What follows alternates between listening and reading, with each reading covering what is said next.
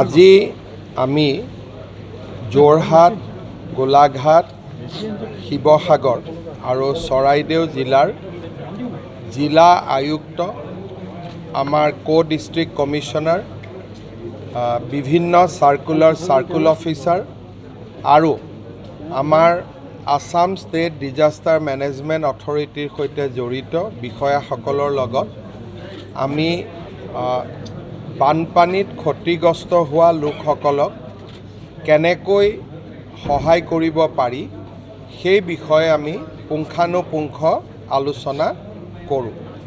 আলোচনাত অসম চৰকাৰৰ সন্মানীয় মন্ত্ৰীসকল আৰু কেইবাজনো বিধায়কো উপস্থিত আছিল। আজিৰ আলোচনাত এটা সিদ্ধান্ত গ্ৰহণ কৰা হয় যে অহা কালিৰ পৰা আমি যিসকলে জৰীপ কৰিব তেওঁলোকৰ আমি প্ৰশিক্ষণ শিবিৰ জিলা পৰ্যায়ত অনুষ্ঠিত কৰিম আৰু 9 তাৰিখৰ পৰা আমি ক্ষতিৰ যিটো জৰীপ সেই জৰীপ আমি আৰম্ভ কৰিম। প্ৰথম পৰ্যায়ৰ জৰীপ 30 আগষ্টলৈকে চলিব আৰু 30 আগষ্টত জৰীপৰ তালিকাখন অহাৰ পিছত আমি মানুহৰ ওচৰত বা পৰিয়ালসমূহৰ ওচৰত দ্বিতীয়বাৰলৈ যাম যে ক'ৰবাত কিবা ভুল থাকি গৈছে নেকি। অৰ্থাৎ আমি আশা কৰিব পাৰোঁ যে 10 ছেপ্টেম্বৰৰ ভিতৰত আমি এটা পৰিৱেশ এটা বা কিমান ক্ষয় ক্ষতি হৈছে বা আমি কি পৰিমাণে ক্ষয় ক্ষতি আমি ঘূৰাই দিব লাগিব তাৰ এটা আমি ধাৰণা পাম। এই ক্ষেত্ৰত আমাৰ যিসকল জৰীপ কৰিব যাব তেওঁলোকে প্ৰত্যেকটো ঘৰৰ ফটোগ্ৰাফ আদি কালেক্ট কৰিব আৰু এটা কম্পিউটাৰাইজ এটা পৰ্টেল বা এপ এটা ডেভেলপ কৰা হৈছে যাৰ সহায়ত এই জৰীপ কাৰ্য সমাপন কৰা হ'ব। মই ভাবোঁ যে 30 আগষ্টৰ ভিতৰত আমি এটা অনুমান কৰিব পাৰিম যে এই গোটেই স্থায়ী সংস্থাপনৰ বাবে ৰাজ্য চৰকাৰ বা কেন্দ্ৰীয় চৰকাৰে কিমান টকা ব্যয় কৰিব লাগিব। এবাৰ গোটেই পুঁজিৰ পৰিমাণটো জনাৰ পিছত আমি ডেফিনেটলি ৰাইজক যেনেধৰণে সহায় কৰিব লাগে আমি নিশ্চিতভাৱে তেনেকৈ সহায় কৰিম।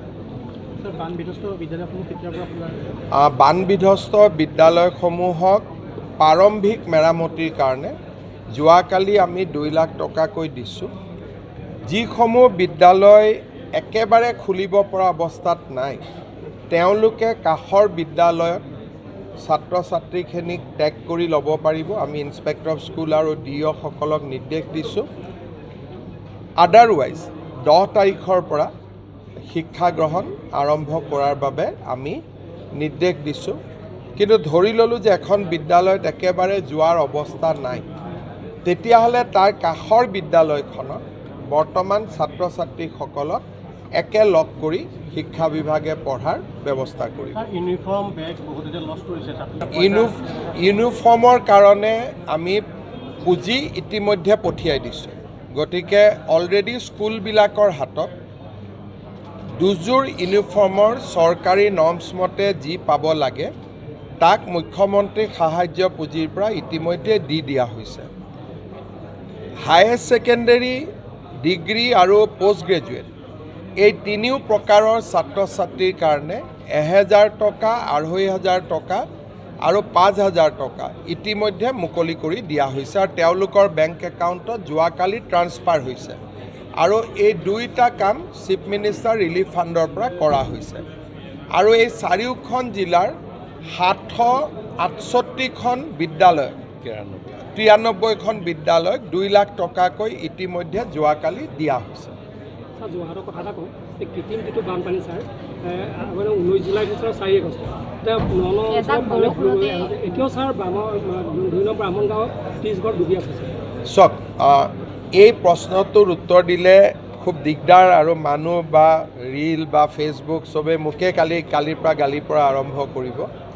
কৃত্ৰিম বানপানীৰ সমস্যা সমাধানৰ কাৰণে মইতো 2001 চনৰ পৰা গুৱাহাটীত লাগি আছোঁ।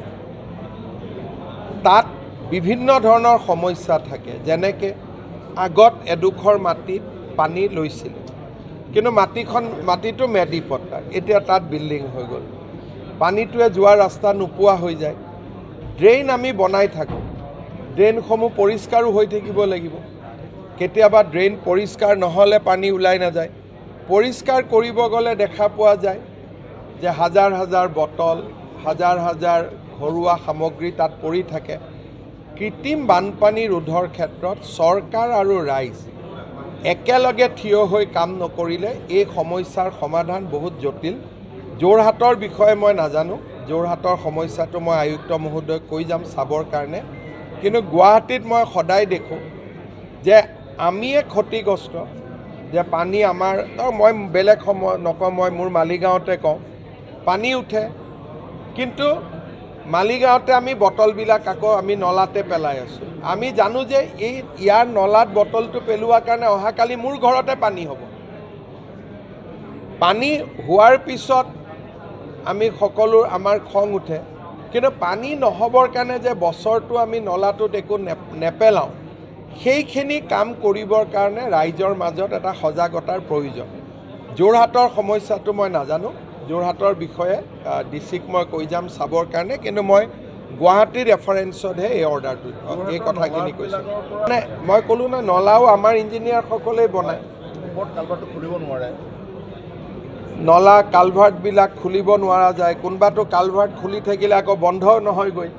গতিকে এই ধৰণৰ বেমেজালি আমি দেখাও পাওঁ, আৰু ভাৰতৰ বা য'তে যাওঁ চব চিটিতে এনেকুৱা কমপ্লেইন, কাৰণ সামঞ্জস্য খুব কম থাকে ৰাইজ আৰু ডিপাৰ্টমেণ্টৰ মাজত।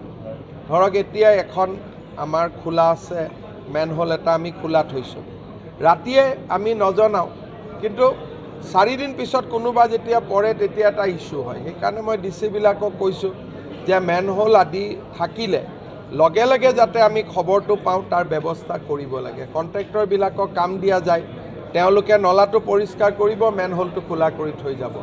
এই ধৰণৰ অসুবিধাটো চৰকাৰে দিনে নিশাই ফেচ কৰি থাকে। সমস্যাবিলাকৰ সমাধানো হাতত নাথাকে, কাৰণ আজি যদি কোনোবাই মেনহোল এটা খালী কৰি থৈ গৈছে, খুলি থৈ গৈছে, গধূলিয়েটোতো চৰকাৰে গম পোৱাটো সম্ভৱ নহয়, আৰু এক্সিডেণ্টটো সেই মুহূৰ্ততে হৈ গ'ল। গতিকে ইয়াৰ কাৰণে চৰকাৰ, ৰাইজ, আমি সকলোৱে এটা কোঅৰ্ডিনেটেড একশ্যন আমি কিছুমান ল'ব লাগিব। চাওক, দুৰ্নীতি মইতো নাজানো কোনে, কিন্তু দুৰ্নীতি হ'লেতো আজিকালি তাৰ বিপক্ষে কমপ্লেইন দিয়াৰ বহুতবোৰ ৰাস্তা আছে। গতিকে যদি মুখ্যমন্ত্ৰী তদাৰকী শাখাত কোনোবাই কমপ্লেইন এটা পঠাই দিয়ে, আমি বিচাৰ কৰি চাব পাৰোঁ। কিন্তু এনেই যদি মই কাৰোবাক টাৰ্গেট কৰিলেও বেয়া দেখি, কিন্তু আপোনালোকে যদি মোক 2খন কাগজ তুলি দিয়ে, মই ইনভেষ্টিগেশ্যন কৰাব পাৰোঁ।